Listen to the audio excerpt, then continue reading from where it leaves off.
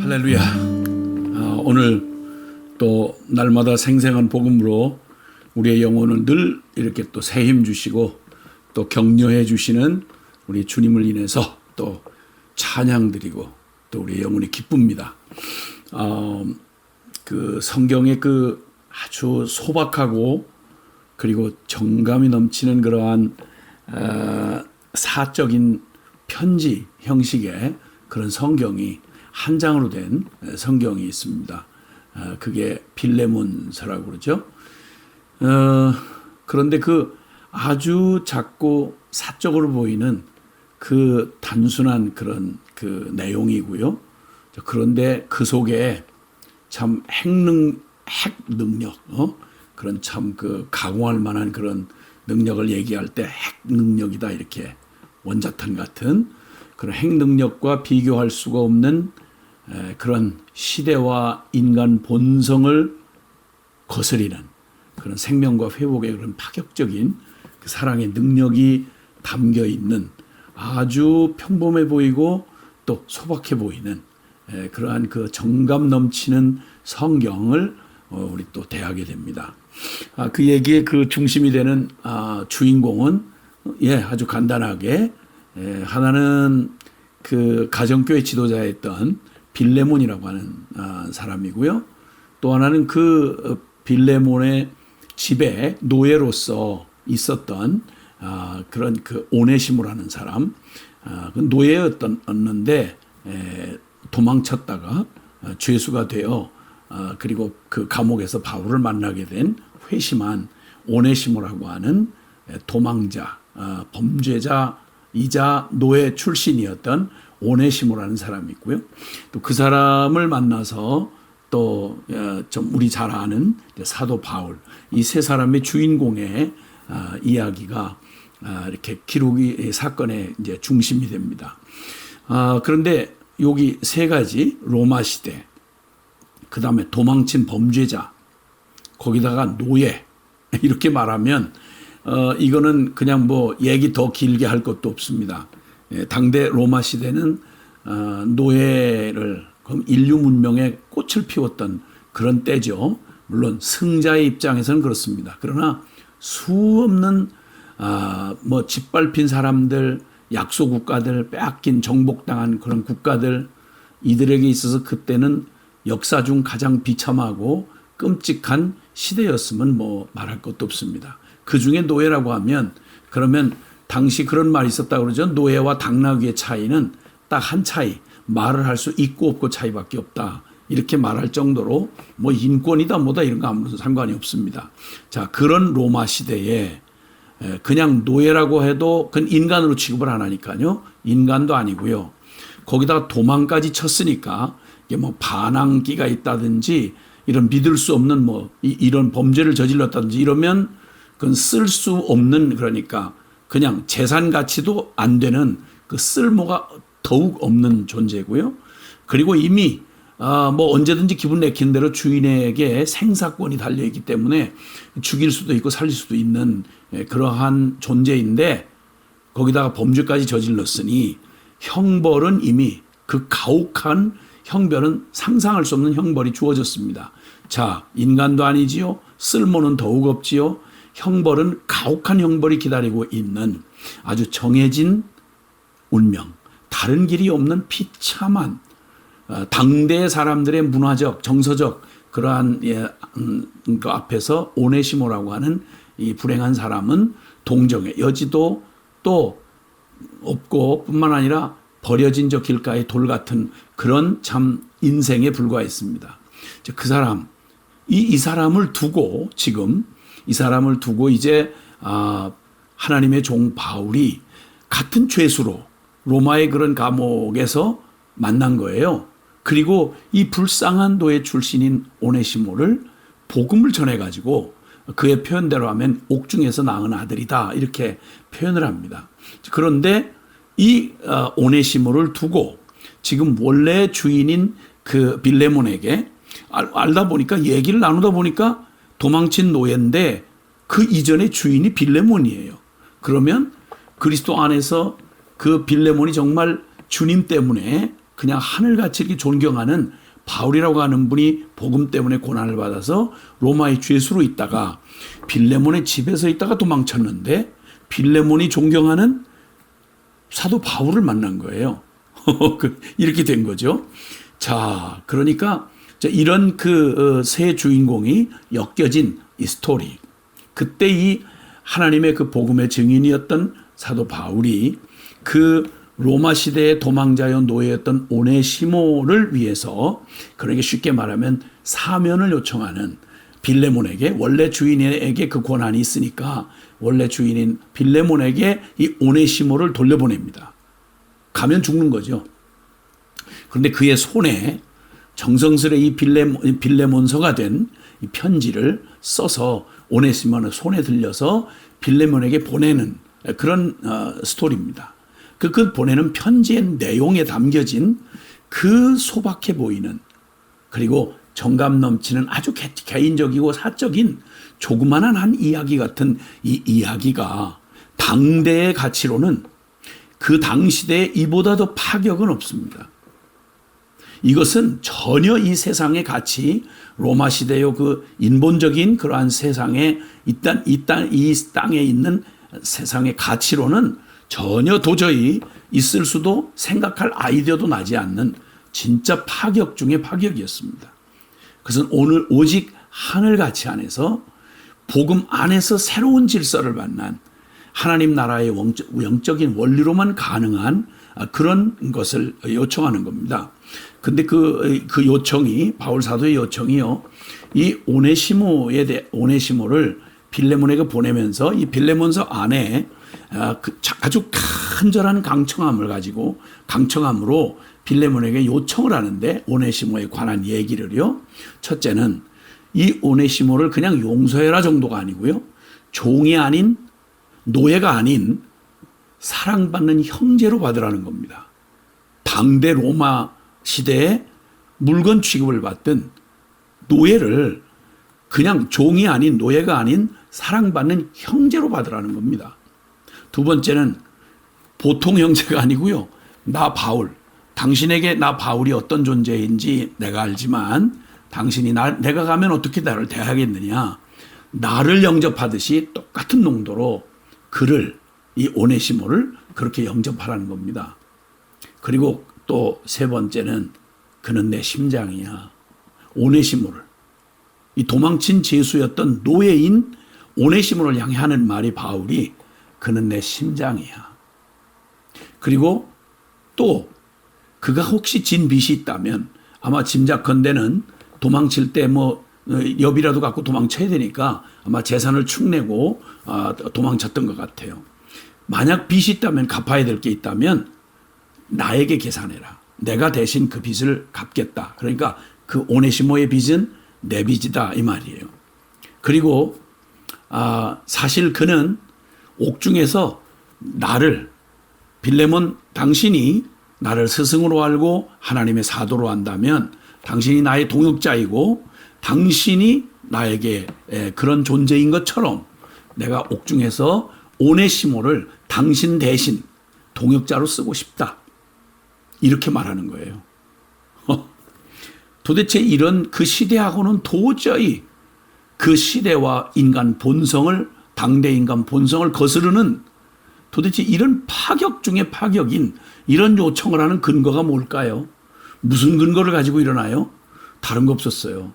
바울이 전한 그 십자가의 복음을 전해받고 그가 복음을 믿어서 오네시모가 새 사람으로 변화된 거예요.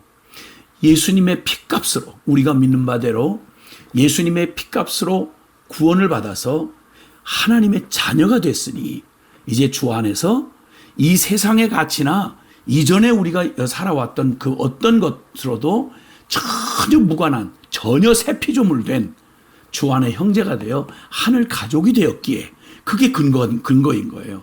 그리고 나 바울이 일평생 복음을 위해서 헌신했고 지금은 복음 때문에 감옥에서, 옥중의 고난 속에서, 그 고난받는 나나 추스르기도 어려운 그 혹독한 감옥의 고난 중에서 이 복음을 가지고 기도하며 하나님 사랑으로 그를 정말 이 두려움에 사로잡혔던 한 죄인 영혼을 그리스도의 핏값으로 해산의 수고를 통해서 얻은 아들이다. 근거는 이거 하나다. 뭐 세상적으로 뭐 사업에 도움이 된다. 뭐 인간적으로 또 이러이러한 이유 때문에 오직 하나 우리가 믿는 바 우리의 복음이면 다다 그 말이에요. 그 복음의 근거 하나 십자가의 복음으로 구원받은 이 오네시모라고 하는 사람을 이렇게 상상도 할 수 없는 이 파격 중의 파격으로 그를 받고 용서해주고 형제로 삼고 나를 영접하듯이 그를 영접하고 그 빚을 나에게 돌리고 당신 대신 나를 섬길 자로 이렇게 하게 해달라. 자, 이런 바울의 결정을 마음의 결정을 빌레몬에게 전심으로 참 주안에서 강청하는 그런 편지를 쓴 겁니다. 이렇게 하는 이유가 뭘까요? 그냥 결정 내고 그냥 거기서 충분히 그도 말하기를 이렇게 말합니다. 나는 나이 많은 내가 복음 안에서 당신에게 충분히 명령할 수 있다. 8절에 보면 너 그리스도 안에서 담대하게 빌레몬 당신에게 요청하고 명령할 수 있지만 그렇게 하지 않고 도리어 내가 사랑으로서 강청한다. 그리고 당신의 승낙을 받기를 원한다. 이렇게 하는 이유는 다른 게 아니고 그리고 굳이 오네시모를 당신에게 돌려보내고 그리고 이 편지를 써서 보내는 건 이 모든 결정권이 당신에게 있고 당신의 그런 권한 안에 있음을 내가 인정하고 그보다 더 뛰어난 영적인 그런 위치와 자격과 그리고 권한으로 명령할 수 있지만 그렇게 하지 않는 일은 14절에 빌레몬 당신이 행하는 이 선한 일이 하나님 앞에서 행하는 이 선한 일이 억지같이 되지 않고 자의로 되게 하려 함이라. 억지가 아닌 자발적인 사랑으로 하나님을 사랑하기에 진리를 사랑하기에 선을 행하되 억지가 아니고 하나님 경외하고 하나님을 섬기는 그 사랑으로 자발적 사랑으로 당신에게 주어진 권한을 당신이 스스로 행할 수 있기를 그 기회를 주기 위해서 이렇게 한다. 이렇게 말씀합니다. 그리고 또 그에게 하는 한 가지 더 말은 아마도 이 일이 허락된 것은 15절에 아마 그가 잠시 떠나게 된 것은 여기 떠나겠다는 게 도망치고 범죄했다는 얘기인데 그 얘기를 잠시 떠나게 된 즉 하나님 관점에서 이 일의 사건 전모를 다시 보도록 하게 하는 겁니다. 빌레몬 당신에게나 오네시모에게나 나에게나 이렇게 일어나는 일 중에 우연은 없어. 하필 빌레몬 당신의 노예가 도망을 쳐서 로마까지 도망을 쳤는데 여기서 붙들려서 다시 감옥에 들어오고 하필 감옥에서 내가 있을 때 나를 만났고 그리고 복음을 전했는데 그 복음을 믿었어. 이 일이 그냥 이루어지는 게 아니야. 세상에 우연이 없는 거지. 그가 잠시 떠나게 된 것은 우리 서로에게는 참 언짢은 일이고 불행한 일 같고 그리고 이게 무슨 일이야 싶은 일이지만 그렇게 된 것은 너로 하여금 그를 영원히 두게 함이리니 이렇게 말하는 거예요. 그러니까 하나님의 그 놀라운 섭리 가운데 우리가 다 알 수 없지만 하나님의 크신 자비 빌레몬 당신도 알지? 당신이 어떤 사랑을 받았는지 주님으로부터 말이야. 나는 누구보다 알지 난 죄인 중에 괴수야. 그리고 우리 하나님의 자비와 사람 사랑하심을 온전히 나타나실 때 십자가의 그 복음으로 당신이나 나나 오네시모를 구원하신 이 큰 주님의 이 그 위대한 그 사랑에 비하면 우리에게 일어난 이 일은 이 모두가 다 하나님의 사랑의 손 안에서 이루어진 일이야. 이 말을 하는 겁니다. 여러분 이 아름답고 놀라운 이 선한 스토리가요. 우리가 지금 느끼기에는 참 감이 잘 안 오지만 이거 불가능한 얘기입니다. 사실은. 이거는 오직 하나님 나라 원리로만 오직 하늘의 가치로만 가능한 거예요. 세상이라고 하는 거 아시겠지만 지금도 그렇잖아요. 아프간 사태 통해서 보는 종교를 내세운 저 종교 원리주의 하는 저 IS 탈레반 이들이 저지르는 그 악행. 지금도 승자 중심이에요. 역사라는 게 다. 인간 세상이라 다 그런 거예요. 여자들 붙잡아다가 전부 그들 전사들의 성노예로 팔아먹고요. 악랄한 짓을 하는데 지금 뭐 아프리카고 중동이고 이슬람이라는 종교 이름으로 자행되는 이 비인륜적인 반인륜적인 그 무서운 그 죄악 말이죠. 뭐 우리 뭐 한참 또 정의로운 것처럼 막 뭐 미국이 뭐 흑인 노예라고 뭐 서양놈들이 뭐 때 이러는데 여러분 흑인 노예만 노예였나요? 우리나라는 또 이제 아시죠? 조선 500년만 봐도요. 노비가 제 나라 제동족을 제민족을 양반이라고 하는 무리들이 사대부와 양반들이 세상의 국가의 40%가 노비였습니다. 노예죠, 노예. 인간도 아니었죠, 노비는. 가장 존경받던 세종대왕 때에 저 사대주의 사상으로 중국 황제 그 친구 위해서 처녀들을 조선의 처녀들을 공료로 바쳤잖아요. 노비에 대한 그런 법을 아주 악법을 제정한 선한 왕이라는 분이 그 정도니까. 우리 조선시대 말할 것도 없고요. 신라시대 조선시대 양반 쌍놈 갈라놓은 거 이거 얼마나 기가 막힌 얘기입니까? 노예, 로마시대 노예 얘기는 그 시대만의 얘기가 아니죠. 인신공양까지 있었잖아요. 사람을 제물로 바치는 일. 이스라엘 시대만 있었던 게 아니고요. 우리나라 신라, 고려, 조선시대. 우린 굉장히 감동받는다는 고전의 심청전, 그 인신공양하는 얘기인지 아시죠? 공양미 300석에 사람 처녀 사가지고 바다에서 장사 잘아먹겠다고 그 사람 제물로 바치는 얘기 우리 그 감동적으로 얘기 듣잖아요. 에밀레종 얘기 뭐예요? 불교라는 종교가 그 종을 만드는데 종이 안 울린다고 그 누군가가 뭐 도사인지 누가 얘기했는데 애를 사내를 거기다가 쇳물에다가 녹여서 만든 에밀레종 얘기 감동받으며 들었잖아요.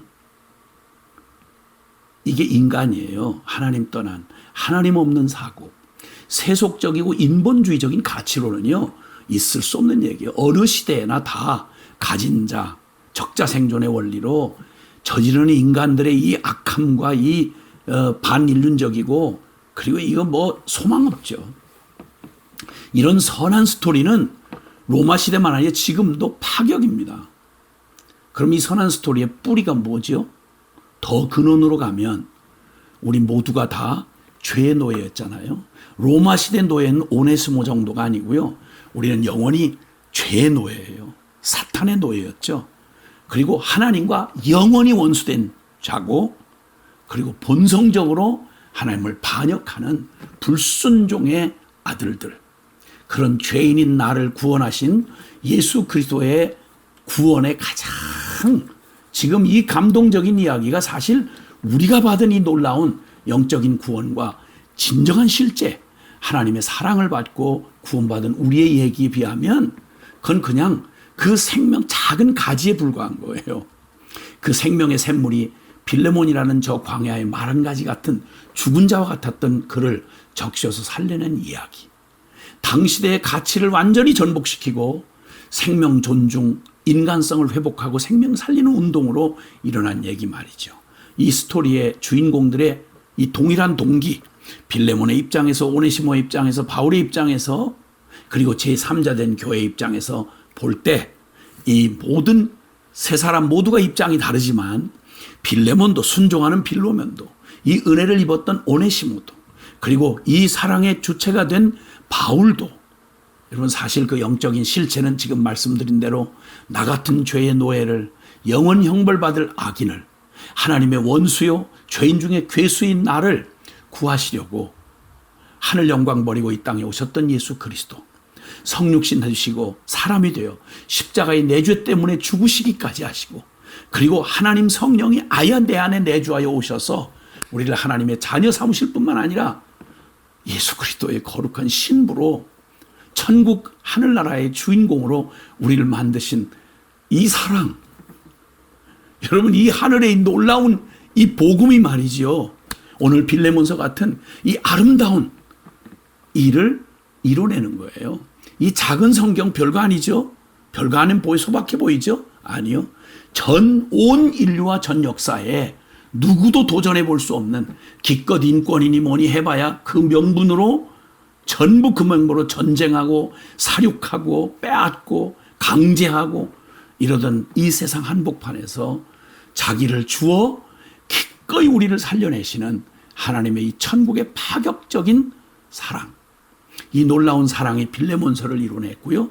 이 빌레몬서의 작은 씨앗처럼 보이는 이 복음이 가진 위대한 능력, 이 사랑의 복음이 요란한 이 세상의 이슈, 이 거창한 구호를 가지고 뭐 인권, 평등, 자유, 박애, 평화, 생명, 하나님 없이 진리 떠난 채 공허한 외침이고 불가능한 이상뿐이었던 이걸 이 아무 빛도 내지 않고 우리 안에 이뤄내신 이 놀라운 생명의 이 복음의 능력이 이 절망적인 인류 역사를, 이 세상을 생명으로 뒤덮어가는 놀라운 사랑의 원자탄, 하나님의 놀라운 이 복음의 감동에 참 정말 우리의 영혼이 격동치 않을 수가 없습니다.